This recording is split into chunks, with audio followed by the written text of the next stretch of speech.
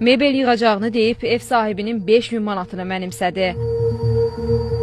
Paytaxt sakini Tellata Kişiyeva dələduzluğun qurbanı olduğunu iddia edir. O, TikTok platformasında tanıdığı şəxslə avqust ayında əlaqə saxlayıb. 2 ay sonra işin hazır olacağı deyilsə də 8 ayda ortalıqda mebel yoxdur. Mamam TikTok vasitəsilə bir neçə baxdı şirkətlərə. Onlarla qiymət, yəni bütün evin hamısı yüksək qiymətlərdir.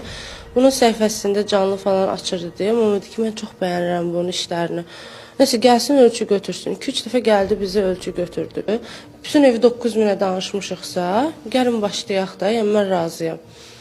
Nəsə bu dedi ki, 9000-ə danışırıq, beh atacaqsınız mənə, behin müqabilində mən iş görəcəm. Dedim, bəs necə gedək sexvə baxaq, iş yerim varmı falan. Yo, narahat olma, əlbəttə ki var, sexsiz iş olar.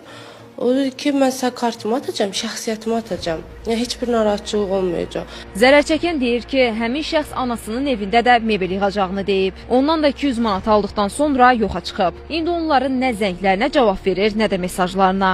Bir prixoja yığacaqdı, yəni koridor mebeli yığacaqdı. Bir uşaq otağı, 2 kravatdan ibarət, bir şkafdan ibarət. Bir kuxna mebeli yığacaqdı, divan, stol, stul.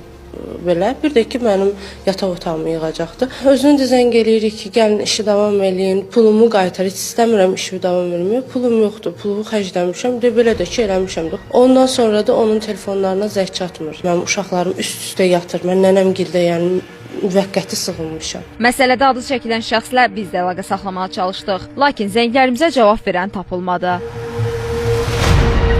Daxili İşlər Nazirliyinin mətbuat xidmətindən isə Xəzər xəbərə bildirilib ki, vətəndaşın müraciəti əsasında ərazi üzrə polis orqanında təhqiqat araşdırması aparılıb.